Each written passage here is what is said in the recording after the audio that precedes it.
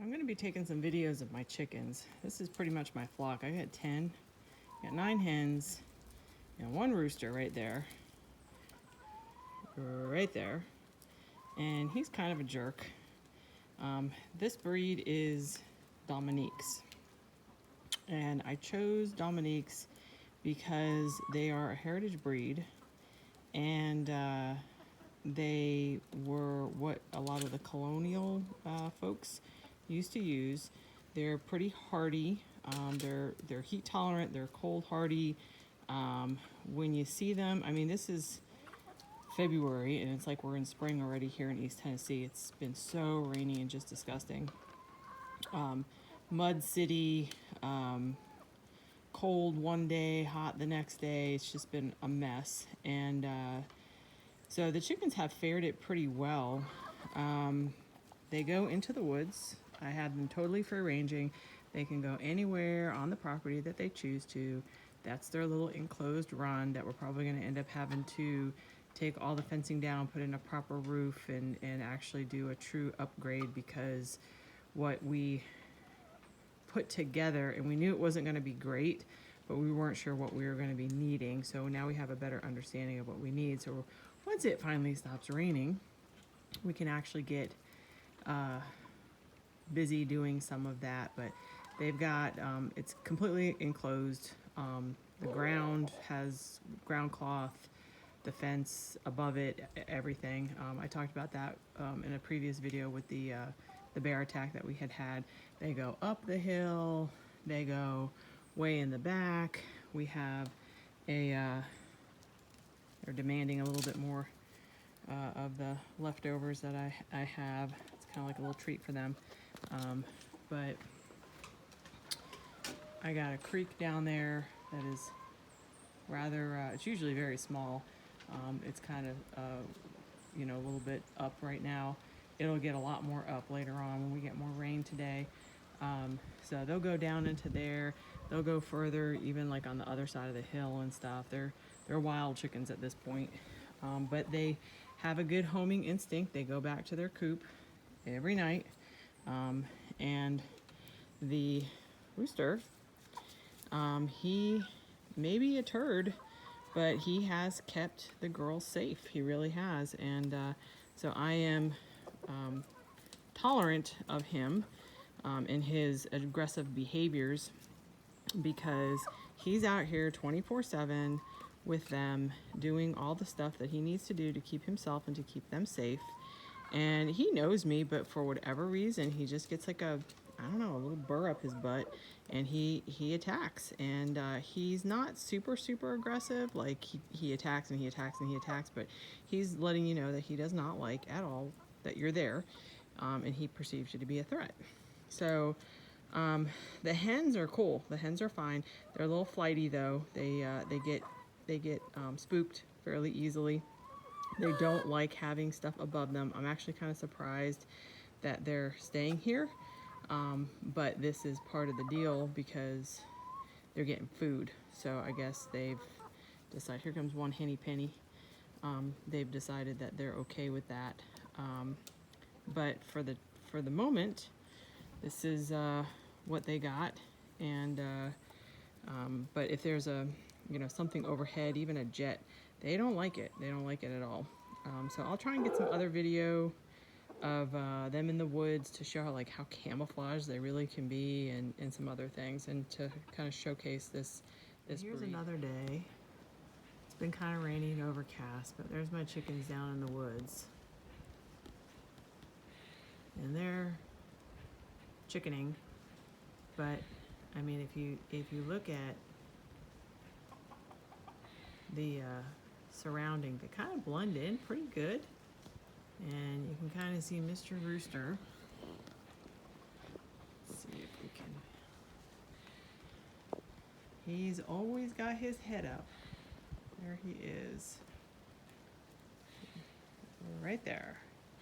And he's always got his head up, and he's looking for his girls, and he's making sure that the skies are clear, and he's looking down into the holler down there where we got the creek and everything, and he's making sure that nobody's coming in. That's his job. That's the only reason why he's alive, because he's a turd. But they're out there hopefully knocking down all the bug population, so when spring finally hits full on, we won't get overrun with spiders and ticks and everything like we usually get every year.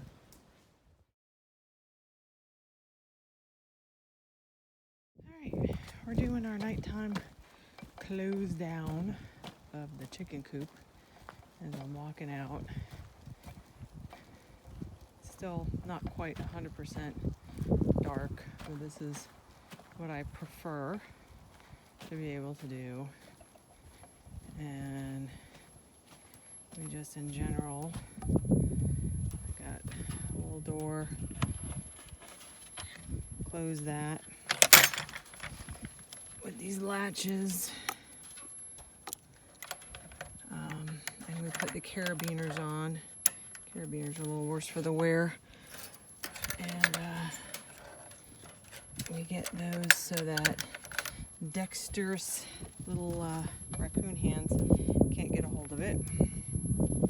I've got my bench charger thingy in my battery box here, and from here I kind of got to go back to where I was a little bit to my gate, because I have my chicken run in connection with my garden, and try to carry everything all at the same time. So we'll see how this goes. Again, I have a carabiner on this because we got lots of raccoons and junk out here. Got my grandpa's feeder with a little shelter over it. It does make a difference because with all that rain that we had, even though that thing is pretty well sealed up, some water did get in there. And it's pretty dirty. Next opportunity I get, that thing has to be pulled out and totaled and cleaned. Set this down.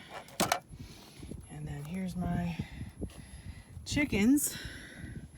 If you can see them, I'm gonna go ahead and open my door.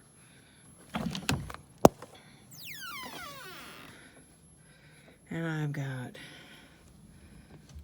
1, 2, 3, 4, 5, 6, 7, 8, 9, 10. We got everybody. Mr. Rooster's in the back. He doesn't really like all this. This is kind of the situation that I have right now. Whoops, sorry, I got the light in front.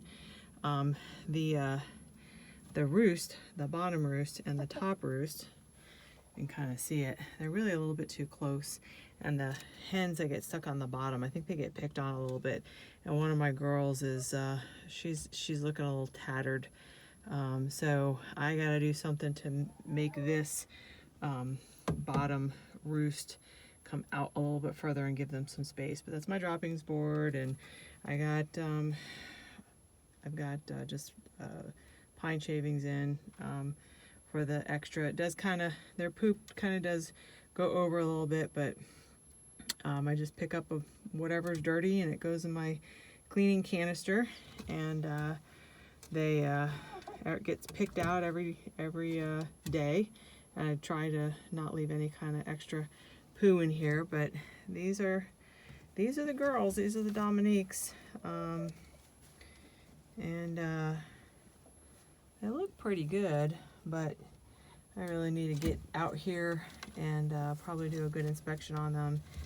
And I gotta make some hen saddles because it's fixing to be that time. So let me go ahead and start locking this up.